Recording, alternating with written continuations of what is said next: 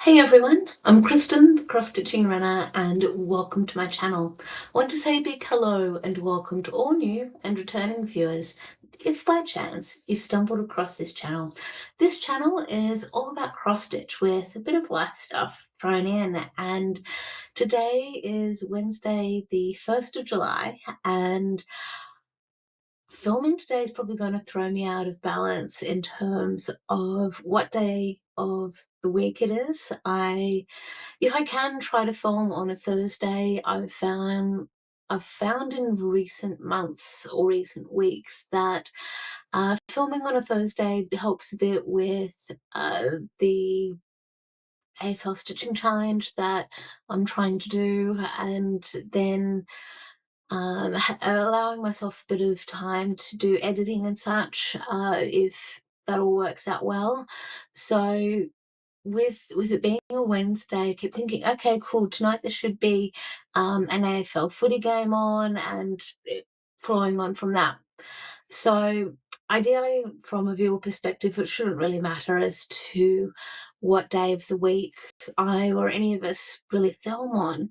I'm rattling on about all of this because it's the 1st of July and I'm excited about it because for some of my stitching goals, means that I now get to start working on some of the Christmas themed projects that I've very slowly been working on in recent years. And what I also feel excited about is that if I'm able to put my focus hat on, so to speak, that I would love to think that I could get a finish for at least one of those pieces. I'm not going to put pressure on myself for which one it is. I do have one in mind, but we'll wait and see.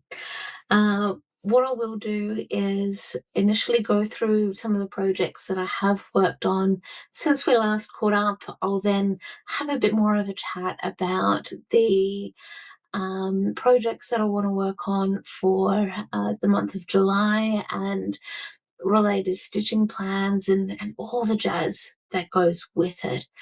So let's get into all the stitching. The first piece that I have to share with you is one that I've got nicknamed As Above, So Below. I've used that particular nickname because it had been a search term that I'd used on the Heaven and Earth Designs website to eventually come across this particular chart. Its official name is Inner Works of Life, based on artwork by Stephanie Law. And I'll just zoom in a little bit more so you can see its awesomeness. And this is one that I've very slowly been working on, and I've found it challenging because of so many of the light colors that make up this amazing piece. And I've started in the center of the chart, and mostly because it was just something different. Normally with a lot of these full coverage pieces, I've started in the top left corner, and starting in the center has been an interesting challenge with this piece, but in a good way. Now I've not ironed it. It's going to go back in the hoop pretty soon. The super cool thing with this piece is that I have found a renewed love for wanting to work on this, because what I've worked on since we've last caught up is you might notice some bright white, and that's the DMC B5200. And last time we caught up, I was umming and ahhing about whether to use some Krienik or a similar metallic style of thread, or if there was any other kind of substitute thread that I could use. And sadly, no one was able to provide me with any guidance, but that's okay, because I kept doing some more searches on the internet, and some of the suggestions were to use the DMC B5200, and the search results had suggested that it would provide a little bit of a more muted look compared to the shiny metallic look that we typically get from the Krienik metallic style of threads. And to an extent, I could have used perhaps uh, another DMC style of metallic thread, but I had, I think the chart said there was about 4,000, nearly 5,000 stitches of this particular colour. So um, I'm actually feeling really happy about the decision to use the DMC 5200, and I was able to get quite a lot of stitches done in that colour. And I've then made a slight stitching error, but again, this feeds into a bit of the name of this episode of me not really being able to count very well and feeling the need to go back to school to learn how to count, but also especially to perhaps go and get my eyes checked so I'm able to read the patterns better and get glasses, whatever the story is. This is a phrasing that I know that I've joked around a little bit with over the years with some stitching people and friends and that. And yeah, it's all good. I've also learned in the last couple of weeks that uh, with the living area that we have, if I am able to pull up the blinds for the window behind the brown couch that we've got, we get this absolutely wonderful, brilliant, nice natural sunlight that comes through. And during the slightly cooler months here in Australia, when we've got the sun coming through, especially around lunchtime, and Michael and I are chilling out on that couch, we, it, the sun is hitting us at this really nice spot with the sort of crowns of our heads and the back of our heads, and it just feels so nice. You just want to sit there and go to sleep, especially after you've had some lunch and then trying to find that motivation to get up off the couch to go back to work if we're working from home. It's a bit tough. But all of that said, having that natural light, natural sunshine come through that window makes a world of difference for how much better I can see the fabric, the holes where I need to stitch, because I'll just share this again. As we can sort of see, there's just so many of the light colours, and that's where the grey is showing through for the squares for the gridded fabric. But it's definitely well worth it, and I know that those grey squares are going to disappear once the piece is eventually finished. So, with all of that said, I'm like keen to try and keep this piece in my rotation because I I have still some plans of wanting to get back into the AFL stitching challenge. I feel like I've neglected it a bit, and with the month of June, it's not quite gone the way that I would have liked it to, in terms of putting the amount of work into the pieces that I've wanted and all the jazz that goes with it. So with this piece, I'll see if I can zoom in just a little bit more. We've got a girl on a swing, and sorry for the glare. Where I'm stitching at the moment is where we see the lines of rope, for the better way of phrasing, that's holding up the swing that she's swinging on. But the more important thing is that there are birds flying around near her, and that's where my appeal is to hang on to this piece and to keep it in my rotation, because with the AFL Stitching Challenge, the way that I'm doing it is to work on some pieces that link with the teams that make up the AFL, and we've got a few teams that have birds as part of their their mascots, the names, and so forth. So that's my idea. That's the thought. How closely I stick to that, I don't know, but it's the fact that I've got this renewed energy to work on this piece, and I want to try and keep up that momentum. Sadly, I don't really have too many stats for you regarding this piece in terms of how many I've put in since we've last caught up.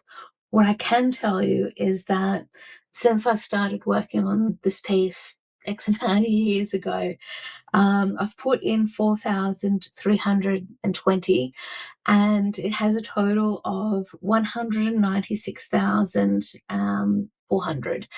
And I'm currently at 2.20% complete. So I've certainly got a long way to go. It is a big piece, but I know that I've got bigger pieces that will eventually get finished, worked on, and so forth. So yeah, it's all okay. It's all good. Now, the next piece that I have to share with you has had a little bit of progress on it. Not as much as I would have liked, but it's still progress is progress. So the piece that I have to share with you is called A Stitch in Time, and I'm doing the mini version of this. It's based on artwork by Amy Stewart and charted by Heaven and Earth Designs. This is roughly what it will look like when it's done.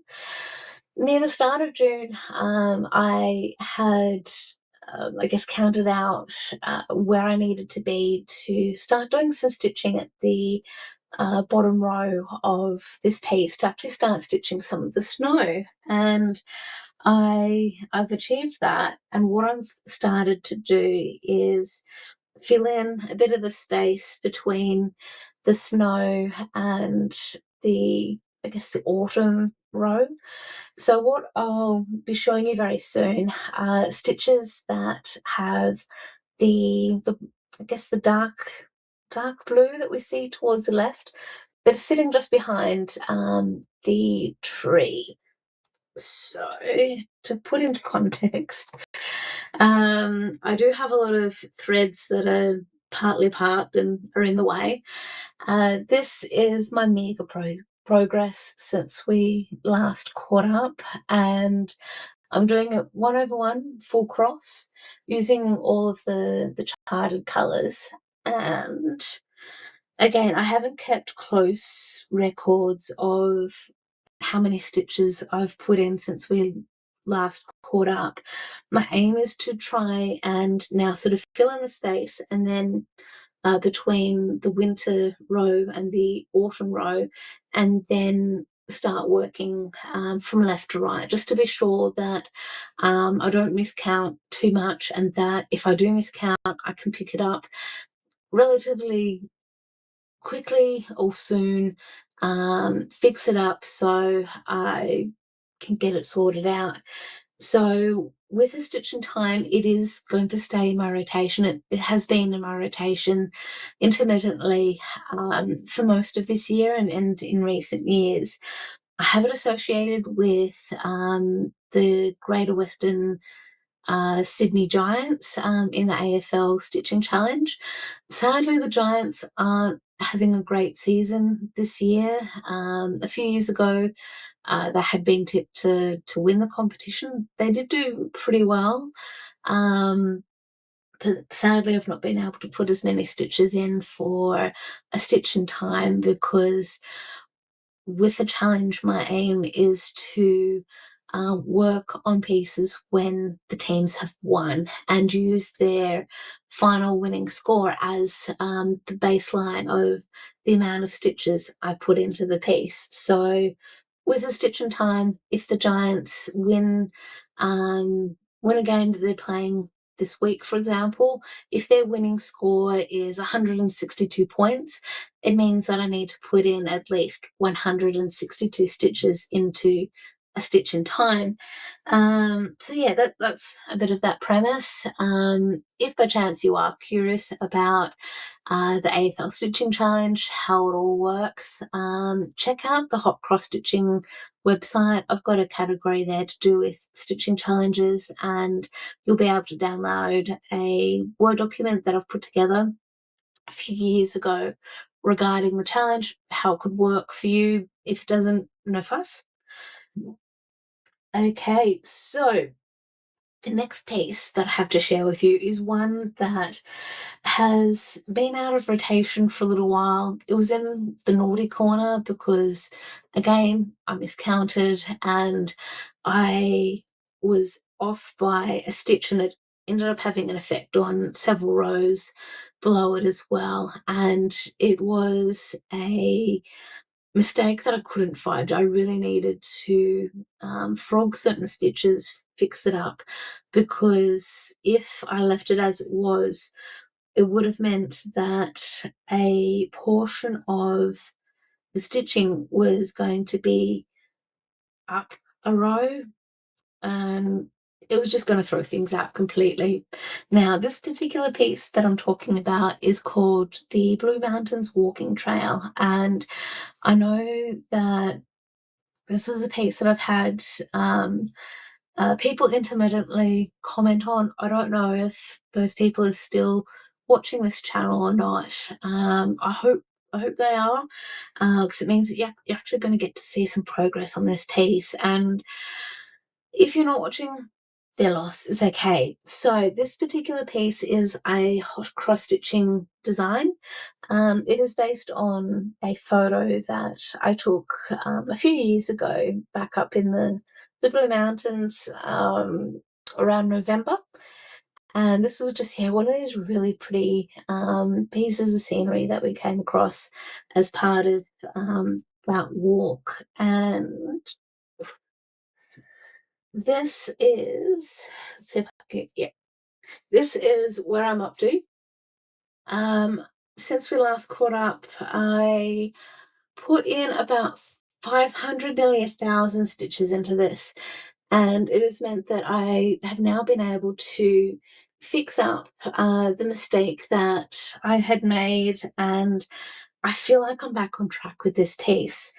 It did mean that I had most of the boxes that you see just over my shoulder sitting on the dining room table and taking up half the table, noting that we do just have a 5-piece dining set, so to speak, where it's a circular table, 4 chairs, and I needed to take up that space so I could move tubs around fairly easily, get out the different threads for a stitch here, 2 stitches there, and so forth. Whilst this piece has a lot of confetti in it, it is worth it. Similar to a lot of the heights that many of us are working on, and similar giant projects from other awesome companies.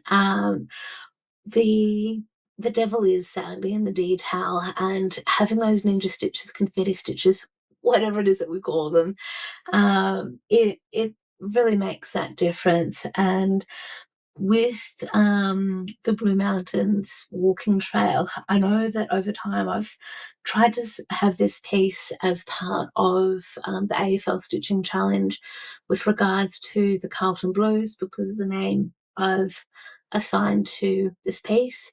I have ended up using other pieces for the Carlton Blues, sometimes because of the blue fabric that I'm stitching on.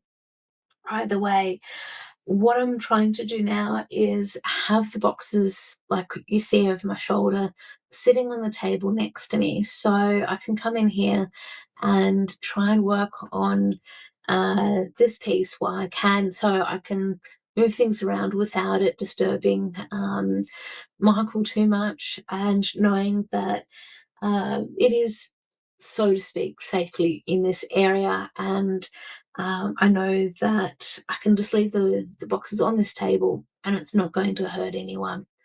So that is that bit of rambling with regards to the Blue Mountains walking trail, to help also put into perspective for details of this piece and how big it is.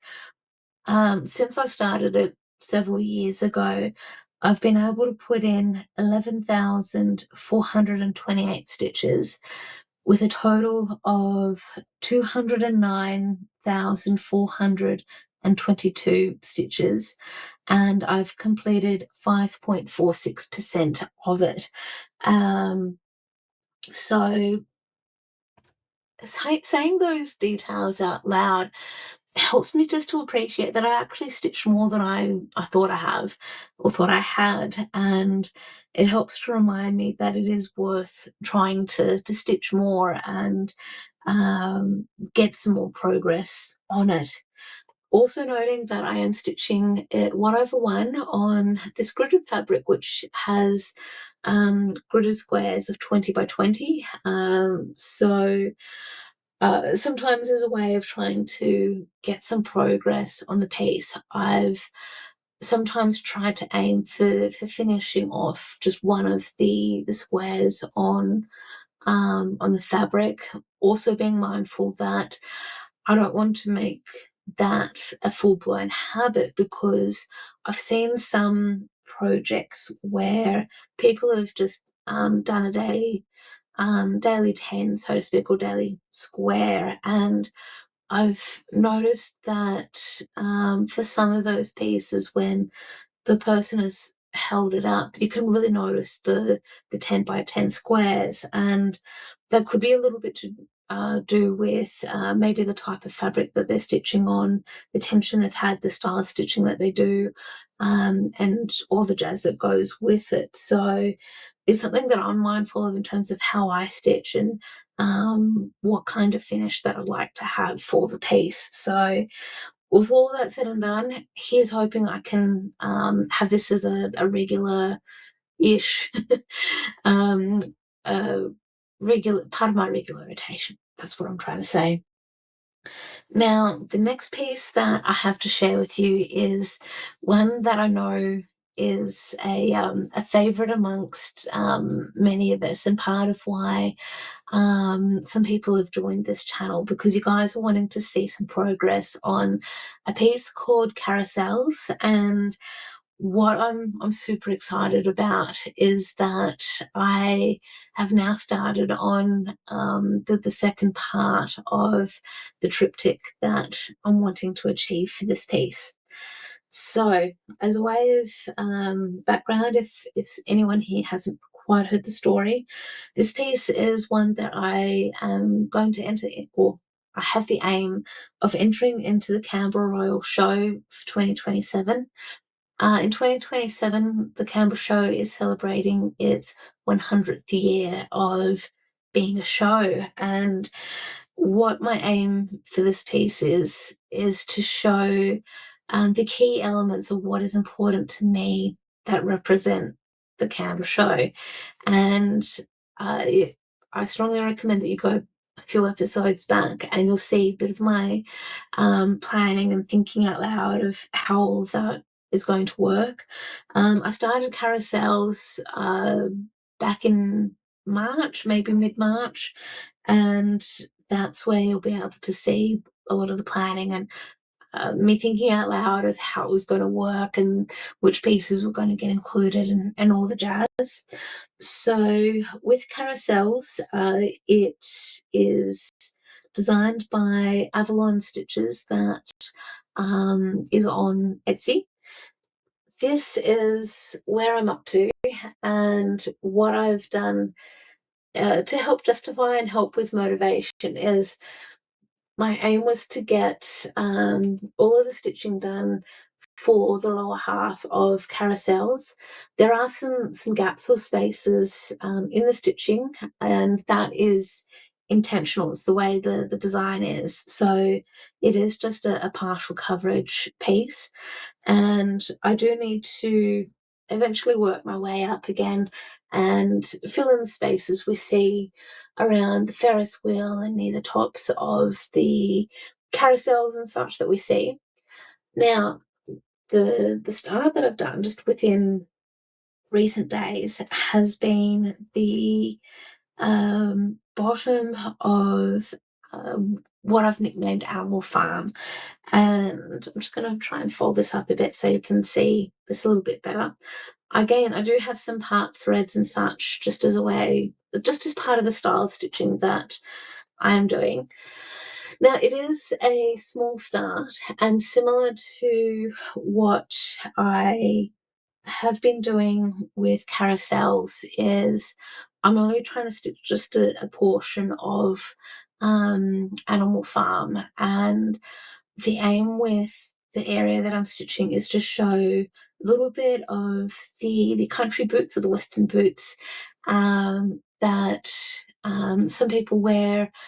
Then we'll have the bucket of the metal bucket that has a couple of lambs sitting in it. Then just around near the bottom of the bucket is some little baby chickens. And then if all works out, we'll see in the background behind the lambs a little bit of an old school tractor as well. So there is a lot of stitching connected with it. I haven't calculated exactly how many stitches there will be for the section I'm stitching. What I can tell you is that when I had first started stitching the section for Animal Farm, I had initially started near the bottom, like at the very bottom of the picture. So some of the white and such that you see on the cover page, and then thought, oh yeah, it'll all work out okay. And then I started doubting myself, and I'm glad that I did in this case, because I went back into the pattern, started comparing it with carousels and how many stitches for the height and width and such. And if I had kept things as they were for Animal Farm, the piece was going to be too high. So it was just going to throw out the appearance of it. So I had potentially stitched nearly 1,700 stitches before I made the decision to change it a little bit, which meant frogging those 1,700 stitches. And that took a good part of the day. I was not happy with myself for that. Um, I still have a little bit of like a tiny, maybe 12 stitches that I still need to frog, but for much of a muchness, it's all good now. And with the cover page that you're still seeing, I'm at the just at the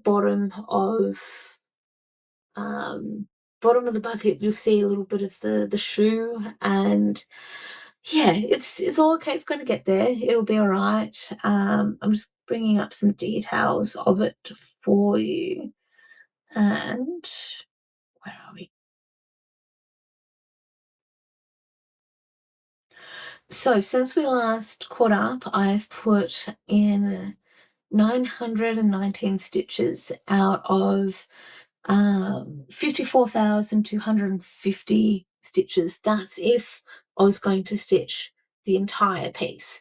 So these particular stats will be out of whack, and I won't keep I won't keep full track of the exact stats in terms of how much I've stitched compared to the total amount. If I can, I'll mention how much I've stitched since we last caught up, type of scenario. But again, it won't be a priority. The aim will just be to try and bring it up as much as I can, get it as even as I can with certain parts of carousels, and then move over to the left-hand side and put in Grandma's Pantry. I'll go into more details about Grandma's Pantry when I'm ready to, when I've made a start on that piece. So it'll be okay. It'll be all good. Okay. Yeah, I'm going to take a quick break, then we'll get back into the rest of the stitching. One of the other pieces that I was keen to show you some progress on was Winter and Stars Hollow by the Black Needle Society, and I've put it into the naughty corner, kind of, and so much so I can't find it. I don't remember where I put it. I do remember that I had last put it into a project bag which had come with the Summer and Stars Hollow stitching box. And I vaguely remember setting it beside me on my right hand side, next to the brown couch. Um, I don't know where it's gone since then. I've obviously moved it. I've tried to clean up a little bit here in my craft room, even though from this particular angle it doesn't really look all that different. But it had looked like a bomb had hit this room, and as the good thing is I'm pretty much the only one who comes into this room, so I can get away with it looking chaotic. Every so often, when I do a bit of a cleanup, Michael and I will joke around and say, oh my God, we can actually see the floor now. And actually, I can walk around in here without tripping over too much stuff. The problem with me cleaning up is that I'll put things in places and then I forget where I've put them because I'm used to them being in a different spot. And that's what's happened with Winter and Stars Hollow. And annoyingly, by not having with me, I can't show you the reason why I have partly named this episode the way that I have, because I found I'm so annoyed with myself with this particular piece, because I found some other spots in it that I have mucked up with counting. I've stitched at least a couple more stitches than I should have in places, and it's had a flow-on effect. Because I did start stitching a bit more of Lorelei's house, and it was when I was stitching that area that I came to realize that, hang on, I've stitched 2 extra stitches and it's in another area, and it's going to take too much time and effort to try and fix it up. And I've questioned if it's even worth me trying to fix it up. I'm just going to try and just work with it and hope for the best. I'm feeling frustrated with it and annoyed with me. So it's possibly good that I have a break from it, and then when I come back to it, I'll then remember why I've taken a break and then get annoyed at myself all over again for it. And I hope I can find some peace and continue on. So to try and make up for me not being able to find Winter in Stars Hollow, uh, I will start talking a little bit about why I'm feeling guilty.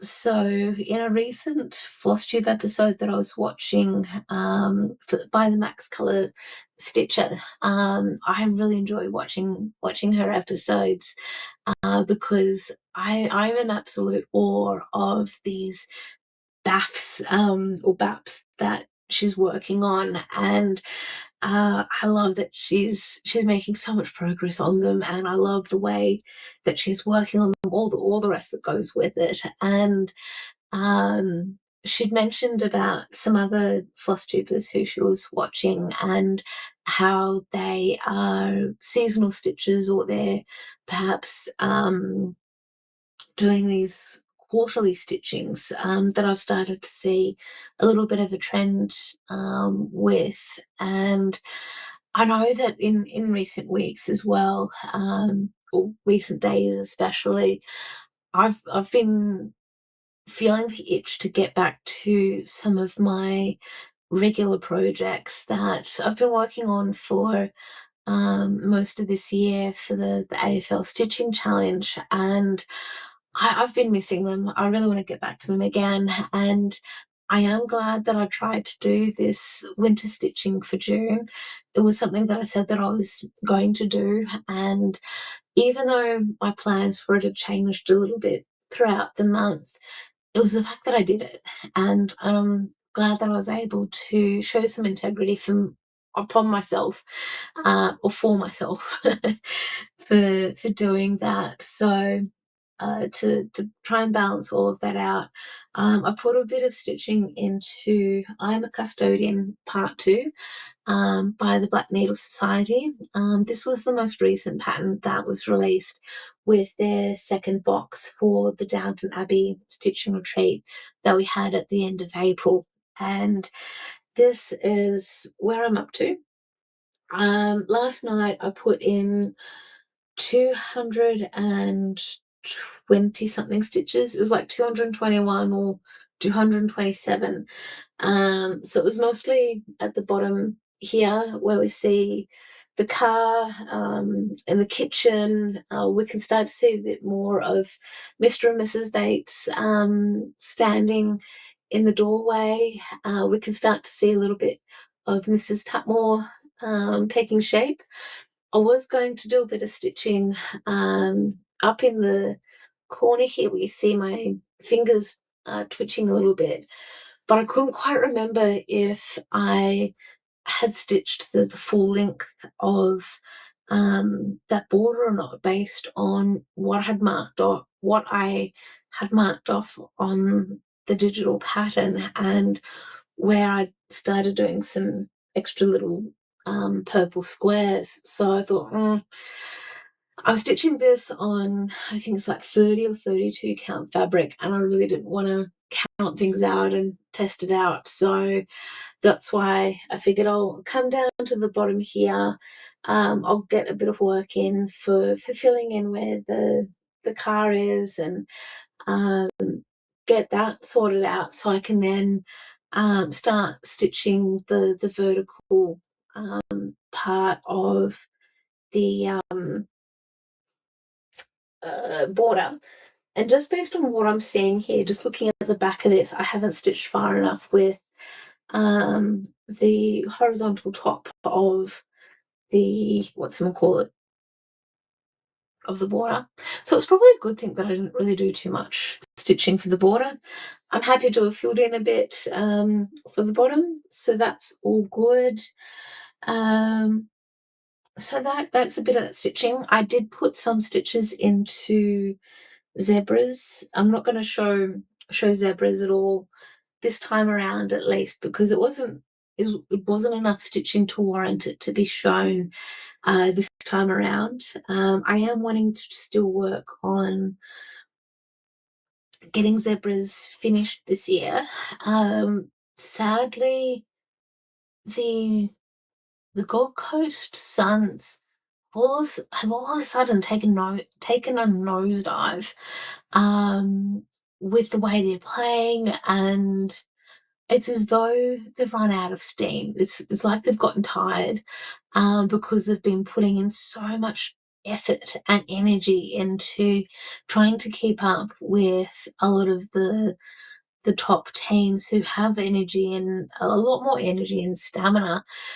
And yeah, they haven't won a game for a while now, which is quite sad because they were doing so well at the start of the season. So that's why I haven't really been able to put much work into the rainbow zebras.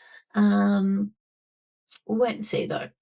So with all of this in mind, my aim for July is to do a bit of Christmas in July stitching, but also to get back into my regular routine for the AFL Stitching Challenge. So what I'm aiming to do for today, because there aren't any AFL games on today or anything like that, part of my aim is to try and do some catch-up stitching with the challenge, but also to start work on some of my Christmas stitching. And what that will be is to keep working on projects that I started over the last few years.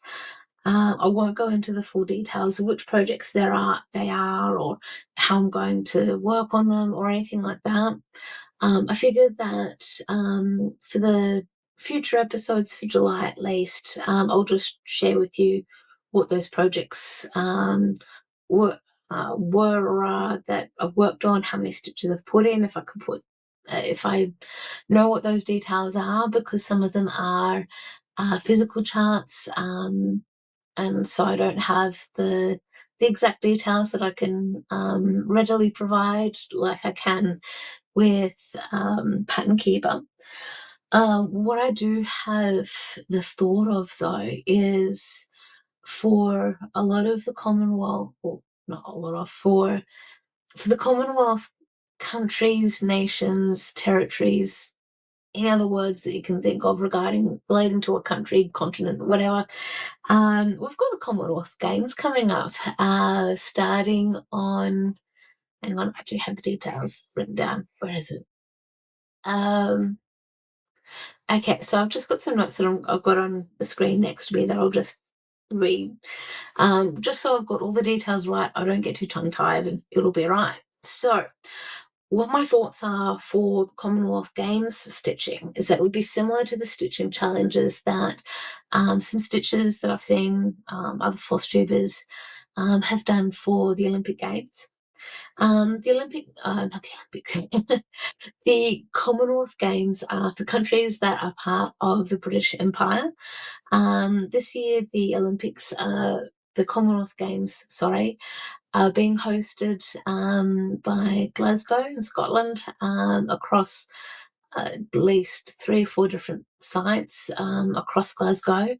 The official website says that it'll go from the 23rd of July through to the 2nd of August, with an expected 74 countries, nations, territories to be represented at the Games. The official website also says that the program will feature a 10-sport program that includes 6 fully integrated para sports. So this is one thing that I love, that rather than in years gone by, we'll have our able-bodied Olympics, able-bodied Commonwealth Games, and then once they've all headed home, the para athletes, Paralympians, will then arrive in the sporting village, and they'll then do their sports. And it's not as widely promoted or not as widely televised, the Paralympics, and they deserve the same recognition as what the able-bodied athletes do, because they put in almost the same amount of effort, I think, if not more effort, to achieve the results that they're driving for. So this is where I'm glad that they're going to be televised at the same time, that it's all just all combined together as the Commonwealth Games, as it should be. So that I think is pretty cool. And the sports that are going to be covered in the Commonwealth Games are 3-on-3 or 3-by-3 basketball, and the 3-by-3 wheelchair basketball.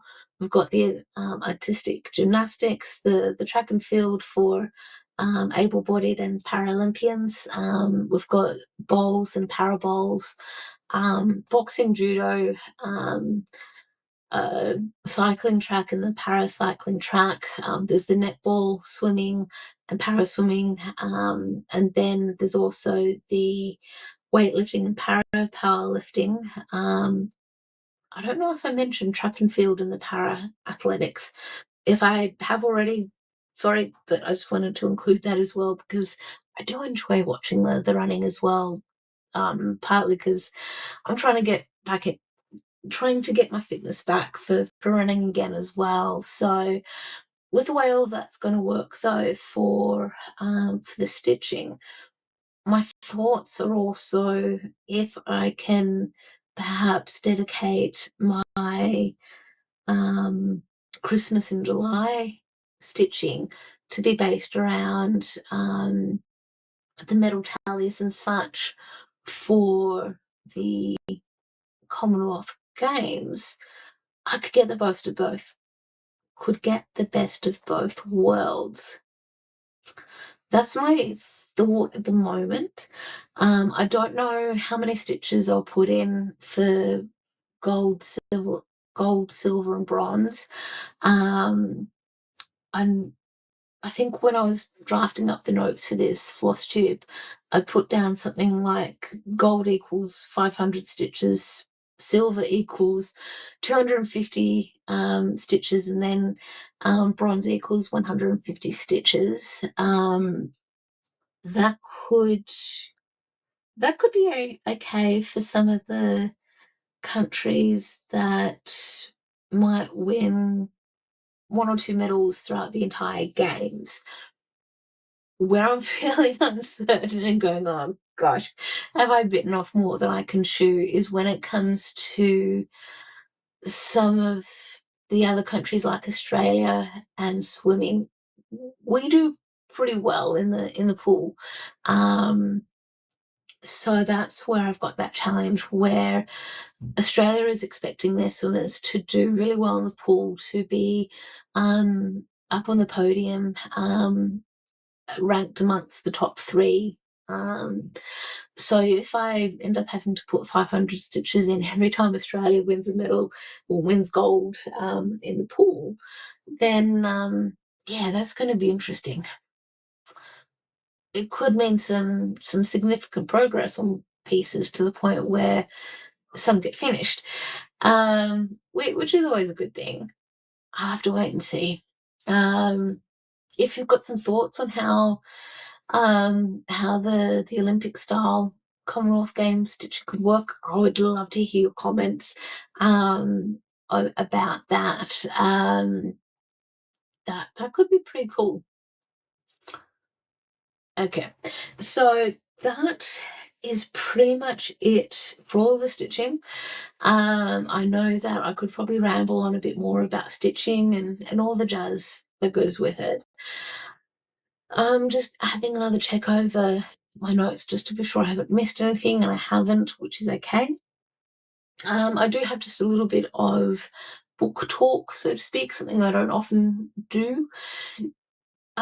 What I can say is that I did finish the book called The Bookshop Below, and I returned it back to my local library within the last few days or so, and I really enjoyed that book. It did not disappoint at all, and it was one of those books that kept me engaged for pretty well the whole way through. There are some books that I've read over time that hasn't always kept me engaged because of the way that it's been written. It might also be the story itself, where initially I thought that it was my cup of tea. Turns out it wasn't. A variety of reasons, or I've just run out of time and I've just not wanted to renew the book. So with the bookshop below, my library had categorized it as being fantasy slash horror. Though if you look up the book on the internet, it is very much categorized as fantasy slash romance, and I'd totally agree on that one. There is a little bit of horror, if you can call that, where there's a couple of scenes in the book that talks about or describes some fight scenes, and there's talk about blood, but it's nothing compared to other books that I've read that are very much categorized as horror. So it was definitely one of those sort of books as well that actually had me going, in the sort of the warm and fuzzy feelings, but also uh, was borderline of evoking some tears and such, just with the way it had ended. I'm not going to go into detail of what that is in case anyone is interested in reading it. I'd like to think there's an audiobook version available if you're so inclined to listen to an audiobook while you're stitching or doing other things. It was definitely a really good book. And the other book that I mentioned a few weeks ago was called I keep wanting to call it the Cinnamon Bun Bookshop. I've gotten that right. Anyway, it was one of those books that had surprised me, and I had actually purchased because I just loved the design, the design of the cover of the book. And I don't often read that style of book. It's very much um, an easy read for the romance genre. Um, and as I kept reading it, I remembered why I don't read that genre of book very often. Um, I have read romance in the past, and it served its purpose for the time. My interests changed, and this book was one that actually was skipping sections of it just to finish it, which is really a good sign for me as far as my interests of reading and such. Because I just wanted to get back to the library and borrow a different book to read. I still love the book cover design. I think it was pretty cool.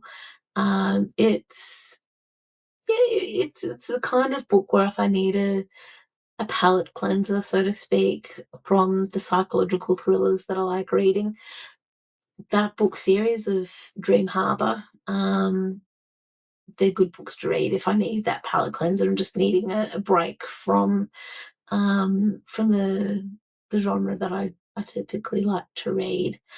So that said, I am now reading a book called We Live Here Now by Sarah Pinsborough. She wrote the book called Behind Her Eyes, and I've seen the TV series on Netflix and actually had to watch that series again for the second time. And then I started reading or started listening to the audio book because when I first watched Behind Her Eyes, the ending of it I didn't quite get. I feel like I'd missed a bit because I wasn't paying attention because I was cross stitching. And I'm glad that I watched it again for the second time because it made a bit more sense. I actually paid attention to the spots that I had missed and misunderstood. And it was a really, really good telly series. I'm slowly listening to the audiobook version, and it's all good so far. It's one of the things where it's nice just to listen to it, and knowing that I know the ending, so it's not much of a fuss if I don't pay full attention. It's pretty close to what the Netflix series is, so the the producers and such have done pretty good, done pretty well with converting it from the book version to TV. So yeah, I'm looking forward to continuing reading We Live Here Now. It has been a book that I've seen some people talk about on one of the Facebook groups that I lurk in for psychological thrillers, and I'm glad that I've been able to get my hands on that particular book and start reading it, so I can start to see what others have said about the book and feel like I'm part of the club, so to speak, for reading that book. So, with all of that said and done, I will wrap up now. Thank you all so much for joining me for this particular episode. I know that, again, it is a bit longer than on all ones. It's the third one in a row that is a bit longer, but I hope is slowly getting to be a little bit shorter each time. And until next time, I hope I get to see you all again soon and show you some more progress with better stats of what I've worked on, how much I've worked on, and all the rest that goes with it. Until next time, happy stitching, everyone.